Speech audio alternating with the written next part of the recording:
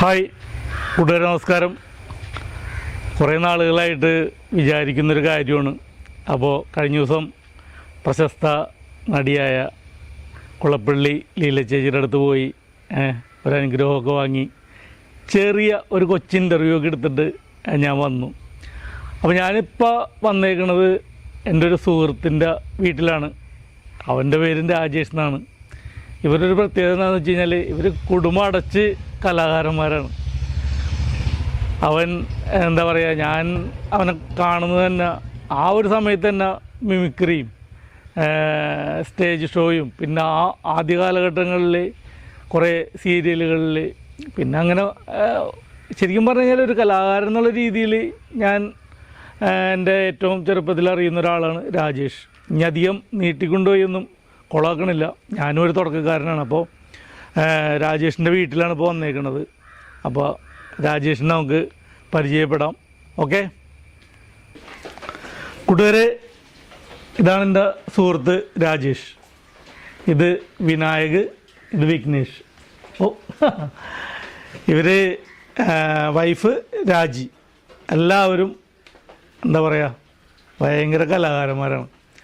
രാജേഷിനെ എനിക്ക് എന്താ പറയുക, കലനോടൊക്കെ വലിയ താല്പര്യമുണ്ടെങ്കിൽ ആ സമയത്ത് തന്നെ അസൂയപ്പെടുത്തിക്കൊണ്ട് മിമിക്രിയും പാട്ടും അതൊക്കെ ആയിട്ട് ഇവരിങ്ങനെ പിന്നെ സീരിയലല്ലേ അങ്ങനെ നിറഞ്ഞിരിക്കുന്ന ടീമാണ്. അത് എന്തായാലും ഇവനോട് തന്നെ ചോദിക്കാം, എങ്ങനെ തുടങ്ങി ഈ സംഭവങ്ങൾ? എവിടെ നിന്നാണ് ഈ തുടക്കുന്നതിൻ്റെ തുടക്കം? നമുക്ക് ഓരോ നടന്മാരോടൊരു ആരാധന ഉണ്ടാവില്ല. അങ്ങനെ അതിൽ നിന്ന് ചെറിയ ചെറിയ ശബ്ദങ്ങളൊക്കെ അനുകരിക്കാൻ തുടങ്ങി. അങ്ങനെ പഠിക്കുന്ന കാലഘട്ടത്തിൽ തന്നെ ചെറിയ മിമിക്രിയുടെ ഒരു അസുഖം എനിക്ക് ഉണ്ടായിരുന്നു. പിന്നെ ഒരു 10ാം ക്ലാസ് കഴിഞ്ഞപ്പോഴത്തേക്ക് അത് ശക്തമായി. പിന്നെ സ്ഥിരമായിട്ട് മിമിക്രി കലാകാരനായി മാറി. പിന്നെ നമ്മുടെ ജീവിത സാഹചര്യങ്ങൾ കൊണ്ടൊക്കെ അതിൽ നിന്നൊക്കെ മാറിപ്പോയി. ഇപ്പൊ വീണ്ടും പാട്ടുമായിട്ട് നമ്മൾ ഈ കലാരംഗത്ത് തുടർന്നുകൊണ്ടിരിക്കുകയാണ്. ഞാനിപ്പോൾ ഉദ്ദേശിക്കുന്നത് തന്നെ നമ്മുടെ പ്രത്യേകിച്ച് പറവൂര് ഒരുപാട് കലാകാരന്മാർ ഞാൻ അറിയുമ്പോൾ ഞാൻ അറിയുന്ന സമയത്ത് വലിയ കലാകാരന്മാരായിരുന്നവരൊക്കെ ഇന്നിപ്പോൾ ഓരോരോ അതിൽ നിന്ന് മാറിയിട്ട് ഓരോരോ പണിക്കൊക്കെ പോകുന്നതാണ്. ആ സാഹചര്യങ്ങളാണ് അതിനൊരു മെയിൻ കാരണം. അതിനേക്കാൾ കഴിവില്ലാത്ത അല്ലെങ്കിൽ കഴിവ് കുറഞ്ഞ പല ആളുകളും ഇന്ന് വലിയ വലിയ സംഭവങ്ങളായിട്ട് നടപ്പുണ്ട്. തീർച്ചയായിട്ടും മനസ്സിലായില്ലേ? അപ്പോൾ നമ്മളുടെ സാഹചര്യങ്ങൾ കൊണ്ട് നമുക്ക് നഷ്ടപ്പെട്ടു പോയ കല അല്ലെങ്കിൽ ആ കലാകാരന്മാരെയൊക്കെ ഒന്ന് പരിചയപ്പെടുത്തുക എന്നുള്ളതാണ് എൻ്റെ മെയിൻ ഉദ്ദേശം. മനസ്സിലായില്ലേ? ഇവര് ഇപ്പം മെയിനായിട്ട് പാട്ടാണ്. സീരിയലിലൊക്കെ എങ്ങനെ വന്നു വിട്ടു? സീരിയൽ കണ്ടുപിടിച്ചാൽ മധുമോഹൻ എന്നുള്ള ഒരാളാണ്. അപ്പൊ ഈ മധുമോഹന്റെ കൂടെ ഞാൻ അസിസ്റ്റന്റ് ആർട്ട് ഡയറക്ടറായിട്ട് ഒരു 2 വർഷം വർക്ക് ചെയ്തിട്ടുണ്ട്.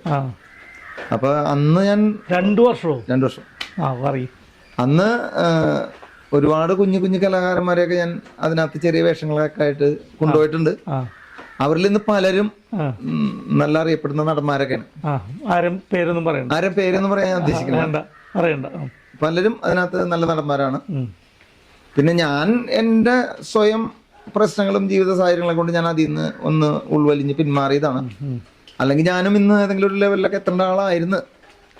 അല്ല, അങ്ങനെ പറയരുത്. എന്താണെന്നറിയാമോ, ഇന്ന് കാണുന്ന അതിപ്രശസ്തരായിട്ടുള്ള പല കലാകാരന്മാരും എന്താ വളരെയധികം ബുദ്ധിമുട്ടിലൂടെ അവരെല്ലാവരും അറിയും ഇതങ്ങനെ. പക്ഷെ സാമ്പത്തിക ഭദ്രതയുടെ കാര്യത്തിലും അല്ലെങ്കിൽ മറ്റുള്ള രീതിയിലൊക്കെ അവർ വളരെ പിന്നോക്കം തന്നെയാണ്.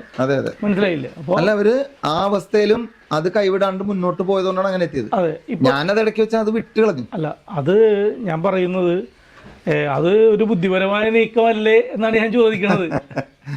ഇപ്പൊ താങ്കൾക്ക് ജീവിത സാഹചര്യങ്ങളെല്ലാം ഓക്കെയാണ്, പിന്നെ ഈ കലയും ഉണ്ട്, എല്ലാവരും ഇപ്പൊ കലാകാരന്മാരും ഉണ്ട്. അപ്പൊ ഇതല്ലേ കുറച്ചുകൂടി ബെറ്റർ. അപ്പൊ അതിൽ നഷ്ടബോധം തോന്നേണ്ട ആവശ്യമൊന്നുമില്ല. അതാണ് ഞാൻ മെയിനായിട്ട് ഉദ്ദേശിച്ചത്. അതുപോലെ തന്നെ എന്താ കണ്ടിരിക്കുന്നത്, അടിച്ചുപൊളിപ്പാട്ടിൻ്റെ ആൾക്കാരാണ്. ഇവരുടെ കുറച്ച് പ്രോഗ്രാമുകളൊക്കെ ഞാൻ കണ്ടിട്ടുണ്ട്. അപ്പോൾ ഞാൻ ചെറിയ ഉപദേശങ്ങൾ കൊടുക്കാറുണ്ട്. കുറച്ചും കൂടിയൊക്കെ ഒന്ന് എന്താ പറയുക, ആക്ഷൻ അല്ലേ, ഇവർ മറ്റേ എന്താ പറയുക അടിച്ചുപൊളിപ്പാട്ടിൻ്റെ ആൾക്കാരാണ്. എന്താണ് നീ ഏത് പാട്ടാണ് സാധാരണ പാടുന്നത്? ഇതൊക്കെ അടിച്ചോളി ഇട്ട് നോർമൽ. എന്തായാലും ഒരു കാര്യം ചെയ്യാം, നമുക്ക് ആദ്യം ഒരു പാട്ട് പാടാം, അല്ലെങ്കിൽ ആൾക്കാർക്ക് ബോറടിച്ചെങ്കിലോ. ആരാണ് ആദ്യം പാടുന്നത്? രണ്ടുപേര്. ആ അതാണ് ആരാണ് ആദ്യം. എല്ലാവരും വേറെ ഞങ്ങള് മക്കളാണെങ്കിൽ കൂടി ഞങ്ങള് കൂട്ടുകാരെ പോലെയാണ്. ഞങ്ങള് അങ്ങനത്തെ ഒരു ബന്ധമാണ്. അപ്പൊ ഇവനിപ്പൊ ഇത്തിരി പ്രണയ ഗാനങ്ങളിലേക്ക് ഒരു താല്പര്യം വന്നിട്ടുണ്ട്. ഓക്കെ, നീ പാട് കേക്കാം. ലൈലാഗമെന്ന് പറഞ്ഞ പാട്ടാണ്. ആ പാട്.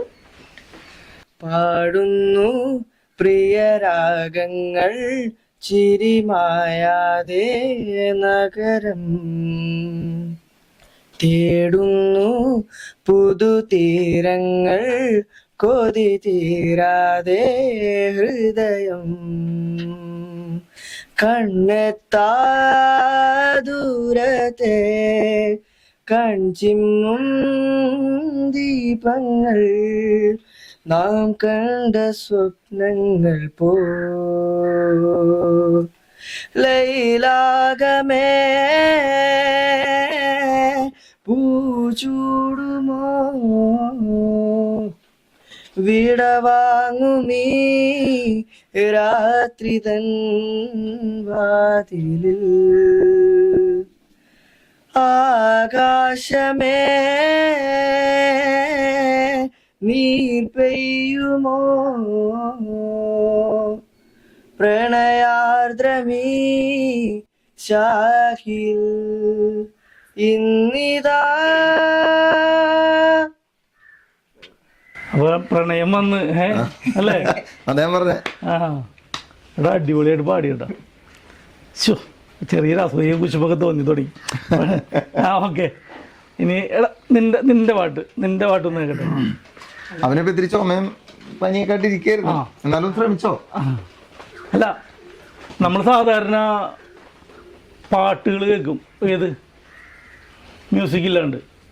ഈ പാട്ടുകൾ കേൾക്കുമ്പോൾ, ഇപ്പം നമ്മുടെ പാട്ട് കേൾക്കുമ്പോൾ കിളി കരയണ വെച്ച കേൾക്കുക, വെള്ളം വീഴണ വെച്ച കേൾക്കുക, ഇത് ഒറിജിനലാണ്. ബാക്കിയുള്ളവർ പാടുമ്പോൾ ഏത് പാട്ട് തുടങ്ങി കഴിയുമ്പോൾ വേറെ ഒച്ചയൊന്നും കേൾക്കില്ല. അപ്പോൾ ഞാനത് കൂടുതലായിട്ട് ആരെയും എന്താ പറയുക അങ്ങനെ പറയണില്ല. പക്ഷേ ആ ചുമയാണോ പനിയാണോ കഫക്കെട്ടാണോ ഇതൊന്നും പ്രശ്നമില്ല. നമ്മൾക്ക് എന്താണോ കഴിവ്, നമ്മളെന്താണോ അതാണ് നമ്മൾ. മനസ്സിലായില്ല? അത്രേ ഉള്ളൂ. ആ ഒരു നിലാമഴ പോലെ അരികിലണയുകയായി, പുലരിയേക്കാളേറെ തെളിമ പകരുകയായി, മെല്ലെ മെല്ലെ എൻ്റെ മൗനങ്ങളിൽ പ്രണയമായി മാറി. കുഴപ്പമില്ല. അല്ല ആ അപ്പോഴും അതിലും പ്രണയം വന്നിട്ട് രാജേഷ് പണിയാവുന്ന തോന്നണത്. അവനെ നന്നായിട്ട് പാടുന്നതാണ്. അല്ല ശബ്ദം അല്ല, ഞാൻ പറയട്ടെ, നമ്മള് നന്നായിട്ട് പാടുന്ന ആളാണെന്ന് എനിക്കറിയാലോ.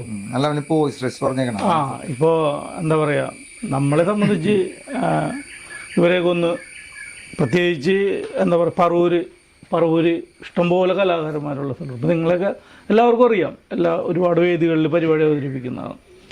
അപ്പോൾ ഇനി എന്തായാലും രാജേഷ് രണ്ടുപേരും അങ്ങോട്ട് പാടട്ടെ.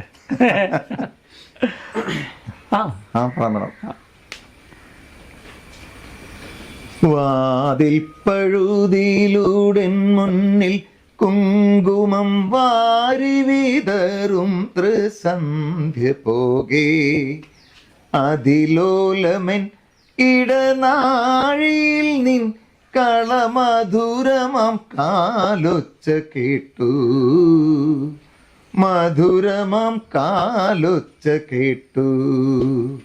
വാതിൽ പഴുതിയിലൂടെ മുന്നിൽ കുങ്കുമം വാരി വിതറും ത്രിസന്ധ്യ പോകെ, അതിലോലമൻ ഇടനാഴിയിൽ നീ കളമധുരമാം കാലൊച്ച കേട്ടു, മധുരമാം കാലൊച്ച കേട്ടു.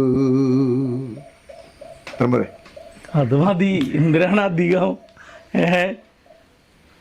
കൊള്ളാട്ടാ, പൊള്ളിയാണ്. എൻ്റെ പാട്ടൊന്നും ശരിയാവണല്ലടാ. ഞാൻ പാടാറുണ്ട്, പക്ഷേ എന്താണെന്നാവോ ഒരു സുഖമാണല്ലോ. രാജേഷിന്റെ പാട്ട് സ്റ്റേജിൽ കേട്ടിട്ടുണ്ടല്ലോ ഇവിടെ പറവൂര്. പറവൂരല്ല, ഞാൻ പാടിയിട്ടുണ്ട്. ഞാനങ്ങനെ ഈ മറ്റേ ബിജുവും അവരൊക്കെ പാടുമല്ലോ, അങ്ങനെ അവരുടെ കൂടെ പാടി പൂമാരിങ്ങനെ പാടുപ്പാ. ഏത് ഒരു പാട്ട് തുടക്കം മുതൽ അവസാനം വരെ പാടും. പിന്നെ എന്താണെന്ന് വെച്ച് കഴിഞ്ഞാൽ അത് നമ്മൾക്ക് ഒരു പാടുമെന്ന് വെച്ച് കഴിഞ്ഞാൽ ആ കുറച്ച് ഇട്ടാവട്ടത്തിൽ നിന്ന് പാടും, അത്രേ ഉള്ളൂ. അങ്ങനെ പഠിത്തമൊക്കെ എത്രയാണ് പഠിക്കുന്നത്? +1. ഈ ഗാനത്തിൻ്റെ ഒപ്പം പഠിത്തവും കാര്യങ്ങളൊക്കെ നന്നായിട്ട് നടക്കണല്ലേ? നീയാ? ഇരട്ടകളാണല്ലേ?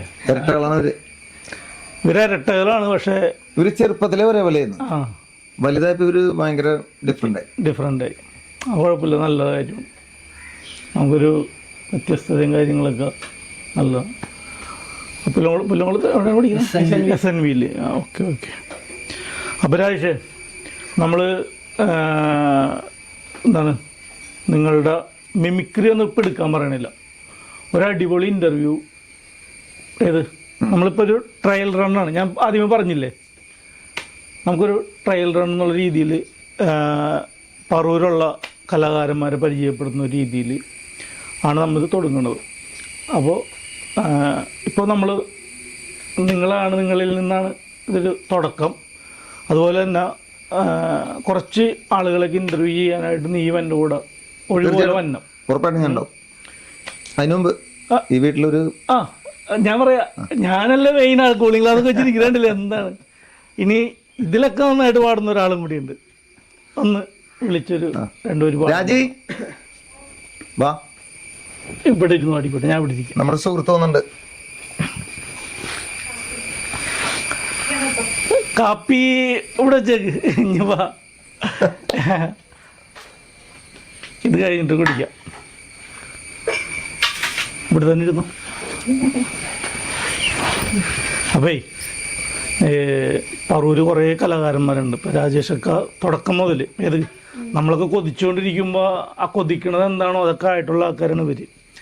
പിന്നെന്തോ ആ ഒരു പൊക്കത്തിൽ നിന്ന് അങ്ങോട്ട് പിടിച്ച് ഇനി സമയം കിടപ്പുണ്ട് അതിനുള്ളത്. അപ്പോൾ ഞങ്ങൾ അങ്ങനെയുള്ള കുറേ ആളുകളെയൊക്കെ ഒന്ന് ഇൻ്റർവ്യൂ ചെയ്യണമെന്നുണ്ട്. അതിലൊരു സങ്കടകരമായിട്ടുള്ള കാര്യം സംഭവിച്ചേക്കണത്, ഞാനിത് ഇങ്ങനത്തെ ഒരു കാര്യം പ്ലാൻ ചെയ്ത് ഇന്ന ആൾക്കാരെന്ന് ഞാൻ ഇവനോട് പറഞ്ഞ് അതിലൊരാൾ നഷ്ടപ്പെട്ടു പോയി. അപ്രതീക്ഷിതമായിട്ട് നഷ്ടപ്പെട്ടു പോയി. നിഷാദ് തുരുത്തിലെ കലാകാരനാണ്. അന്ന് മിമിക്രിയും ഇതൊക്കെ ആയിട്ട് ഞാൻ അവനെ ഒരുപാട് ഇതിൽ കണ്ടിട്ടുണ്ട്. അവനെയും കൂടി ഇൻ്റർവ്യൂ ചെയ്യണമെന്ന് പറഞ്ഞിരുന്നു. അതുകൊണ്ട് കൂടിയാണ് ഞാനിത് പെട്ടെന്നാക്കിയത്. കാരണം എല്ലാം മാറ്റി വെച്ച് പോകുന്ന സ്വഭാവം എനിക്കുണ്ട്. അപ്പോൾ ഞാൻ അതിൽ നിന്നൊക്കെ മാറിയിട്ട് ഇനി ഇങ്ങനെയുള്ള കുറച്ച് നമ്മൾ എന്തായാലും നമ്മൾ അല്ലേ, ഒരുപാട് ആളുകൾ ഇതിന് വരുന്നു, എല്ലാവർക്കും അങ്ങോട്ട് എത്താൻ പറ്റുന്നില്ല. കുറേ ആളുകൾ ഹെൽപ്പ് ചെയ്യാനുണ്ട്, കുറേ ആളുകൾക്ക് ഹെൽപ്പ് ചെയ്യാനില്ല. അപ്പോൾ പിന്നെ കഴിവ് കുറവുള്ള ഒരുപാട് ആളുകളെ താങ്ങി നിർത്താൻ ആൾക്കാരുണ്ട്. അപ്പോൾ ഇതിങ്ങനെയൊന്നും ഇല്ലാത്ത ഒരുപാട് ആൾക്കാർ ഇപ്പോഴും പെയിൻറ്റിങ്ങിൻ്റെ പണിക്കും അതിനും ഇതിനൊക്കെ ആയിട്ടൊക്കെ പോകുന്നുണ്ട് സാഹചര്യം. അപ്പോൾ അവരെയൊക്കെ ഒന്ന് നമ്മുടെ ഇതിൽ കൂടി ഒന്ന് പരിചയപ്പെടുക, അത്രേ ഉള്ളൂ, ചെറിയ ലക്ഷ്യം. അപ്പോൾ ഒരു പാട്ട്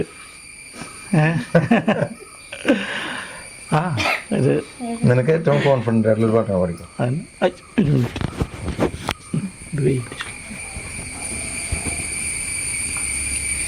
കാതോടു കാതോരം തേഞ്ചോരുമാമന്ത്രം ഈണത്തിൽ വിഷുപക്ഷി പോലെ കാതോടു കാതോരം തേഞ്ചോരുമാമന്ത്രം.